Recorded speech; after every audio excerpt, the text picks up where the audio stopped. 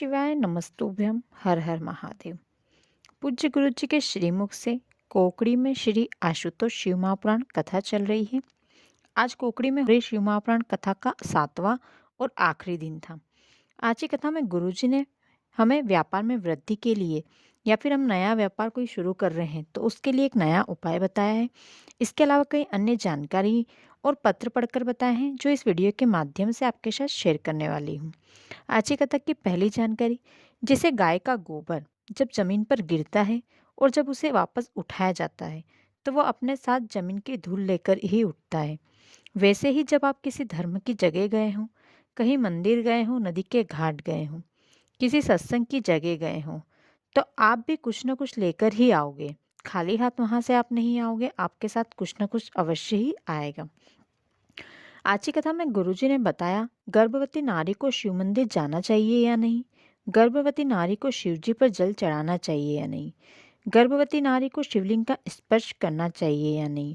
गुरुजी ने बताया शिव महापुराण में ऐसा कहीं नहीं लिखा है कि गर्भवती नारी शिव मंदिर नहीं जा सकती, शिवजी को एक लोटा जल नहीं चढ़ा सकती या फिर शिवलिंग का स्पर्श नहीं कर सकती। गुरुजी ने बताया जब गर्भवती महिला हो जब महिला गर्भवती हो तब उसे शिव मंदिर अवश्य जाना चाहिए, शिवजी पर एक लोटा जल चढ़ाना चाहिए, शिवजी का स्पर्श भी करना चाहिए। आपका बच्चा गर्भ से ही शिव भक्त बनकर आएगा। इसके अलावा जब गर्भवती नारी के शिव मंदिर जाने से, शिवलिंग पर एक लोटा जल चढ़ाने से यदि गर्भ में बच्चे में कोई बीमारी हो, कोई अपंगता हो या कोई अविकसित हो तो शिवजी के दर्शन मात्र से वो बच्चा स्वस्थ पैदा होता है, उसे कोई बीमारी नहीं होती है, वह बिल्कुल तंदुरुस्त और स्वस्थ होता है। गुरुजी ने बताया बच्चों को गर्भ का ज्ञान बहुत जरूरी होता है, यही उसके जीवन भर साथ चलता है। आज की कथा का पहला पत्र विद्या जी ने गुड़ियारी से लिखा है। वे लिखती हैं, गुरुजी मेरा बेटा 15 साल का थे। अचानक उसके पेट में बहुत तेज दर्द होने लगा। जब जांच करवाई तो जांच में आया कि मेरी बेटे की दोनों किडनी खराब हो चुकी है।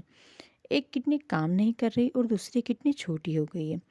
हम आपकी कथा सुनते थे लेकिन कभी शिव मंदिर नहीं गए थे। जब मेरे बेटे की रिपोर्ट आई तब से ही हम शिव मंदिर जाने लगे। एक लोटा शिव जी को चढ़ाते, बेलपत्र चढ़ाते और जल झेलकर और बेलपत्र औषधि मांगकर लाती और अपने बेटे को देती। डॉक्टरों ने तो हाथ खड़े कर दिए थे, कहा था कि इसकी दोनों किडनी बदलनी पड़ेगी। एक बार आपकी कथा पांडाल में बैठकर सुनी और बाबा से कामना करी। कुछ समय बाद जब जांच करवाई तो जांच में आया कि मेरे बेटे की दोनों किडनियों ने काम करना चालू कर दिया है। आज की कथा का दूसरा पत्र पूनम जी ने भिलाई से लिखा है। वे लिखती हैं, गुरुजी मेरी बेटी की उम्र अभी 16 साल की। जब वो 3 साल की थी तब उसकी आंखों का पानी सूख चुका था। उसकी आंख में एक आंसू नहीं आता था। उसकी आंखों की रोशनी भी कुछ समय बाद चली गई। कई डॉक्टरों को दिखाया, कोई फर्क नहीं पड़ा। कई बार हम बाहर के डॉक्टरों को बाहर दिखाने भी ले गए, उनसे भी उसे कोई फर्क नहीं पड़ा। एक बार आपकी कथा की लिंक किसी ने मुझे व्हाट्सएप पर भेज दी। जब मैंने आपकी कथा सुनी उस दिन आपने कथा में बताया था शिवलिंग पर जल चढ़ाना और शहद चढ़ाना। ये उपाय हमने शिवरात्रि के दिन रात में 12 बजे किया और वह शहद रोज उसकी आंखों पर लगाते। इसके अलावा हमने पीले चंदन वाला और पीपल के पत्ते वाला उपाय भी किया और बाबा ने मेरी बेटी की आंखें वापस कर दी। लेकिन जब मेरी बेटी 16 साल की हुई तो उसके दोनों ब्रेस्ट में एक एक गांठ दोनों ब्रेस्ट में हो गई। डॉक्टर ने ऑपरेशन की बोल दिया। बाबा मेरी बेटी 16 साल की ही थी, उसका ऑपरेशन कैसे करवाते हो, तो बहुत छोटी थी। तब मेरी बेटी ने खुद मंदिर जाना चालू किया। मंदिर जाती, शिवजी को एक लोटा जल चढ़ाती, बेलपत्र चढ़ाती, जल झेलकर और चढ़ी हुई बेलपत्र वहीं मंदिर की चौखट पर बैठकर खाती। वहीं मंदिर की चौखट पर वह पूरा दिन बैठी रहती। सभी मंदिर आने जाने वालों के पैर छूती और उनसे श्री शिवाय नमस्तुभ्यम बोलती। 1 महीने तक उसने ऐसा ही कहा, ऐसा ही चलता रहा। 1 महीने बाद जब हम डॉक्टर के पास गए और जांच करवाई तो डॉक्टर ने बताया कि उसकी दोनों गांठें गल चुकी हैं। हम यहाँ कथा में बाबा को धोख लगाने के लिए आए हैं। आज की कथा की अगली जानकारी, अपनी ज़िंदगी में 2 व्यक्तियों के लिए कभी कुछ मत करना। पहला अपना पुत्र और दूसरा पत्नी। यदि आपका पुत्र और आपकी पत्नी आपको गलत शब्द बोलते हैं, अपशब्द बोलते हैं, आपकी बात नहीं सुनते, आपकी बात नहीं मानते, आपको ताने देते हैं, हमेशा आपके विपरीत चलते हैं, आपकी इज्जत नहीं करते, तो ऐसे पुत्र और ऐसी पत्नी के लिए आपको कुछ भी नहीं करना चाहिए। आज की कथा का तीसरा पत्र पिंकी जी ने मुंगेली से लिखा है। वे लिखती हैं, गुरुजी गांव में एक भी शिव मंदिर नहीं है। केवल एक ओटला है जिस पर केवल शिवलिंग रखा है।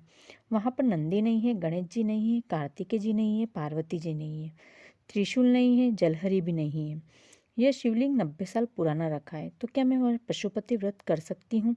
तो गुरुजी ने कहा, शिव महापुराण कहती है जहाँ शिवलिंग होता है वहाँ चाहे नंदी दिखे ना दिखे, गणेश जी दिखे ना दिखे, कार्तिकेय जी दिखे ना दिखे, पार्वती जी दिखे ना दिखे, 33 कोटि देवता दिखे ना दिखे, यदि केवल शिवलिंग भी वहाँ रखा है तो ये सब वहाँ शिवलिंग में विराजमान होते हैं। वहाँ पशुपति व्रत कर सकती हैं। और ऐसे वीराने में रखे शिवलिंग की पूजा करना सबसे ज़्यादा सुख देने वाला होता है।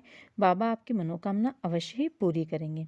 आज की कथा का चौथा पत्र स्वाति जी ने लिखा है बालोदा बाजार से। वे लिखती हैं, गुरुजी मैंने एक बार एक बेलपत्र पर शहद लगाकर शिवलिंग पर चिपकाया और बाबा से एक एग्ज़ाम में जो कई वर्षों से मैं उसकी तैयारी कर रही थी उसमें पास होने की कामना कर ली।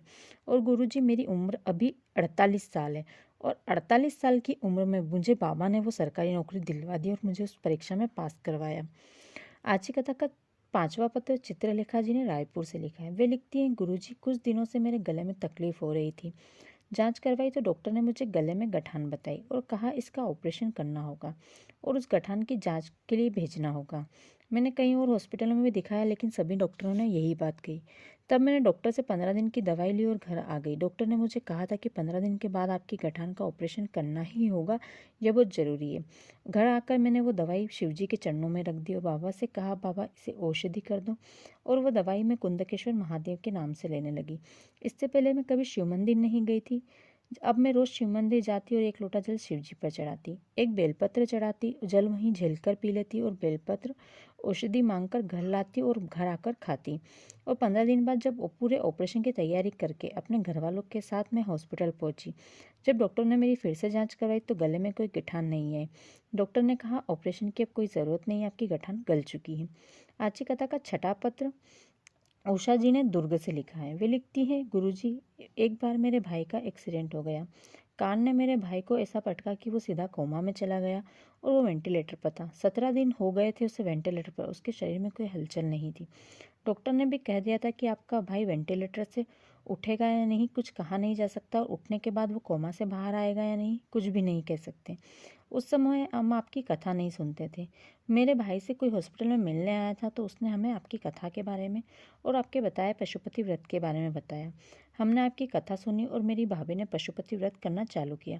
पहले व्रत के दिन मेरी भाभी जल चढ़ाकर झेल कर ले आई और भाई के होठों पर लगा दिया। पहले ही व्रत के दिन मेरे भाई के शरीर में हलचल हुई और डॉक्टर ने उसे वेंटिलेटर से हटाकर आईसीयू में शिफ्ट कर दिया और धीरे धीरे मेरा भाई बिल्कुल ठीक हो चुका है। आज की कथा में गुरुजी ने एक नया उपाय बताया है। जब भी आप कोई नया काम शुरू कर रहे हैं, कोई नया व्यापार शुरू कर रहे हैं, तो उस नए काम की शुरुआत के पहले शिवजी के मंत्र श्री शिवाय नमस्तुभ्यम का जाप अपने मन में एक बार कर लें। उसके बाद उस नए काम की शुरुआत करें। आपको उस काम में सफलता पाने से कोई नहीं रोक सकता। स्वयं महादेव आपको उस कार्य में आगे बढ़ाते चले जाएंगे, आपको उन्नति प्रदान करेंगे। सीहोर के कुबेरेश्वर धाम में रुद्राक्ष वितरण समारोह 16 फरवरी से 22 फरवरी तक चलेगा। आप सभी उसमें सादर आमंत्रित हैं। सभी आए और आकर अपनी सेवाएं और दें और रुद्राक्ष को प्राप्त करें। इन 16 से 22 फरवरी तक आपको रुद्राक्ष दिए जाएंगे। इसके अलावा पूरे साल आपको रुद्राक्ष प्राप्त नहीं होंगे। यदि आप सीहोर के कुबेरेश्वर धाम का रुद्राक्ष प्राप्त करना चाहते हैं तो 16 फरवरी से 22 फरवरी के बीच किसी भी दिन आप जाकर वहां से रुद्राक्ष प्राप्त करके आ सकते हैं। वहाँ इन दिनों में कथा चलेगी और इस कथा में आप कथा को श्रवण करें, वहाँ रुकें, आपके रहने खाने पीने सभी की व्यवस्था वहाँ की जाएगी। यदि आप वहाँ आ रहे हैं और कुबेरेश्वर धाम में आपको यदि रहने की और सोने की जगह नहीं मिल रही है तो सीहोर में सभी ने अपनी धर्मशालाएं निःशुल्क रुद्राक्ष वितरण के समय के लिए करती हैं। आप किसी भी धर्मशाला में रुक सकते हैं, आपको वहाँ कोई किराया नहीं लिया जाएगा। सीहोर के रेलवे स्टेशन से राठौर ट्रेवल्स और सम्राट ट्रेवल्स की बस निःशुल्क चलेगी जो आपको सीहोर रेलवे स्टेशन से कुबेरेश्वर धाम तक पहुँचाएगी। आज गुरुजी की बालोदा बाजार की कोकड़ी की कथा समाप्त हो चुकी है। अब गुरुजी की अगली कथा 13 जनवरी से 17 जनवरी तक 5 दिन की शाम को 4 बजे से 7 बजे तक महाराष्ट्र के परभणी में होने वाली है। तो दोस्तों ये थी आज की कथा की कुछ विशेष जानकारियाँ, पत्र और उपाय जो आज की कथा में गुरुजी ने हम सभी को बताए हैं, हम सभी के साथ शेयर किए हैं।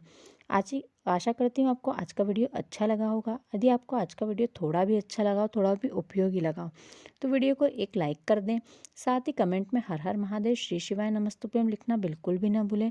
और इस वीडियो को ज़्यादा से ज़्यादा शेयर करें, ताकि जो भी आज की कथा का रिस्पॉन्स किसी कारणवश नहीं कर पाएँ या किसी कारणवश आज की कथा नहीं सुन पाए हैं, तो इस छोटे से वीडियो के माध्यम से आज की संपूर्ण कथा का सार वो इस वीडियो से प्राप्त कर सके और अपने समय को बचा सकें।